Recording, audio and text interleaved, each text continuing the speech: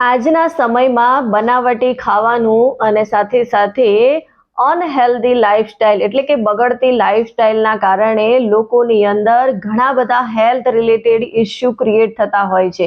અને એમાં આજે સૌથી કોમન જો કોઈ હેલ્થ ઇસ્યુ, જો કોઈ ડેફિશિયન્સી જોવા મળતી હોય તો એ છે વિટામિન ડી ડેફિશિયન્સી.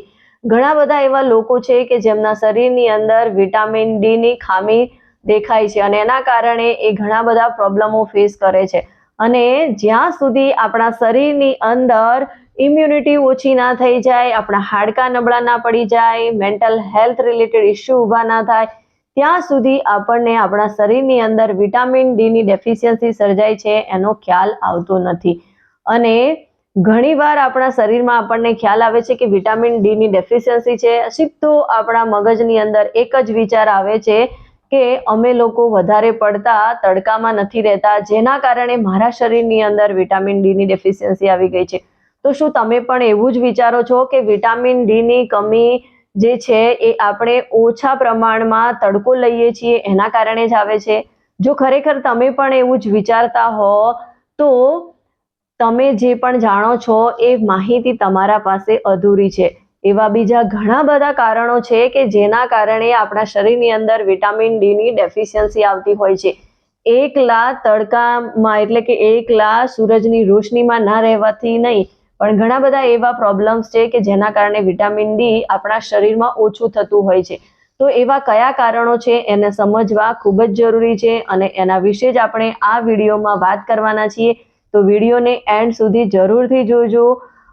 વાત કરીએ કે સૌથી પહેલા તો વિટામિન ડીની ડેફિશિયન્સી સર્જાય એટલે આપણને વિચાર આવે કે આપણે ઓછા સૂર્યનો તડકો લઈએ છીએ એના કારણે. પણ આપણે જોઈએ છીએ ઘણા બધા લોકો સૂર્યના તડકામાં ઘણું બધું કામ કરતા હોય છે, છતાં પણ એમનો રિપોર્ટ એમને કહેતો હોય છે કે તમારા શરીરની અંદર વિટામિન ડીની ડેફિશિયન્સી છે.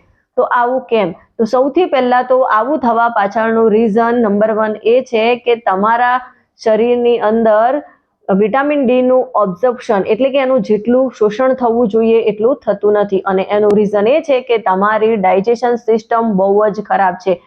જેટલું તમારું પેટ ખરાબ હશે એટલું તમારા શરીરની અંદર કોઈ પણ પ્રકારના વિટામિન્સનું અવશોષણ થવાનું નથી, એટલે તમારી બોડીને પૂરતા પ્રમાણમાં વિટામિન્સ મળવાના નથી. તો આ મેઇન રીઝન છે. જ્યાં સુધી તમારું ઘટ સ્ટ્રોંગ નહીં હોય ત્યાં સુધી વિટામિન ડી સારી રીતે ઓબ્ઝર્વ નહીં થાય, અને સારી રીતે ઓબ્ઝર્વ નહીં થાય તો તમારા શરીરની અંદર વિટામિન ડીની ખામી વર્તાવાની છે. બીજું રીઝન એ છે કે તમે કોઈ એવી દવાઓનો ઉપયોગ કરી રહ્યા છો કે જે તમારા શરીરની અંદર વિટામિન ડીના ઓબ્ઝર્પ્શનને એટલે કે એના અવશોષણમાં રૂકાવટ ઊભી કરી રહ્યું છે.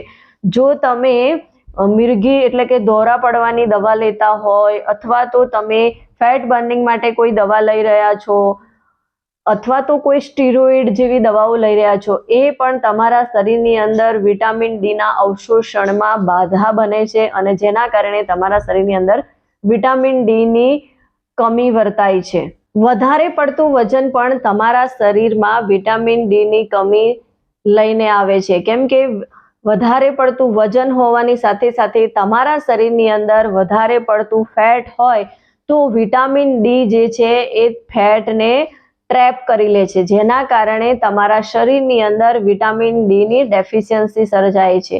સાથે સાથે વિટામિન ડીનું સારી રીતે અવશોષણ થાય, વિટામિન ડીનું સારી રીતે બોડીમાં ઉપયોગ થાય એના માટે કિડની અને લીવરની પણ જરૂર પડતી હોય છે.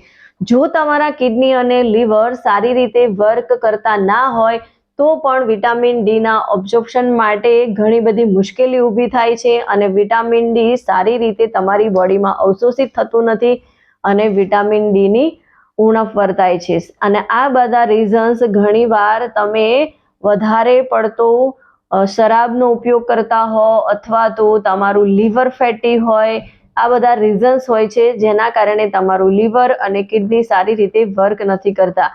અને એ સાથે સાથે કેટલાક જેનેટિક રીઝન્સ પણ છે. ઘણીવાર તમે ઘણી બધી દવાઓ લો છો પણ જેનેટિક રીઝનના કારણે વિટામિન ડીનું અવશોષણ જે પ્રમાણે થવું જોઈએ એ પ્રમાણે થતું નથી, જેથી તમારા શરીરની અંદર વિટામિન ડીની ડેફિશિયન્સી સર્જાય છે. તો આ બધા એવા રીઝન્સ છે કે જે તમારા શરીરની અંદર વિટામિન ડીની ઉણપ વર્તાય એ દર્શાવે છે. અને ઘણીવાર આપણે એવું વિચારતા હોઈએ છીએ કે એની પાછળનું રીઝન એક જ છે કે આપણે તડકામાં વધારે રહેતા નથી, પણ આની સાથે સાથે જે સનસ્ક્રીન અને તમે વધારે પડતા ઇન્ડોર એટલે કે વધારે પડતા ઇન્ડોર રૂમમાં અથવા તો એસી રૂમમાં રહો છો એના કારણે પણ તમારા શરીરની અંદર વિટામિન ડીની ડેફિશિયન્સી થઈ જતી હોય છે. તો ખરેખર આપણે આપણા શરીરની અંદર વિટામિન ડીને સ્ટ્રોંગ બનાવવું હોય, વિટામિન ડીની ડેફિશિયન્સી ના આવે એના માટેના જો આપણે પ્રયત્નો કરવા હોય તો આપણી લાઈફસ્ટાઈલમાં આપણે બદલાવ લાવવો ખૂબ જરૂરી છે. આપણું વજન વધારે હોય તો એને મેન્ટેન કરવું ખૂબ જરૂરી છે, અને સાથે સાથે આપણે કેટલાક ફૂડ સપ્લિમેન્ટનો યુઝ કરવો જોઈએ અને કરેક્ટ ફૂડ યુઝ કરવા જોઈએ, જેથી આપણા શરીરની અંદર વિટામિન ડીની કમી ઓછી વર્તાય નહીં અને આપણે સારું જીવન જીવી શકીએ. વિડીયો ગમ્યો હોય તો એને વધારેમાં વધારે લોકો સુધી શેર કરો અને મારી આ ચેનલને સબસ્ક્રાઇબ કરો.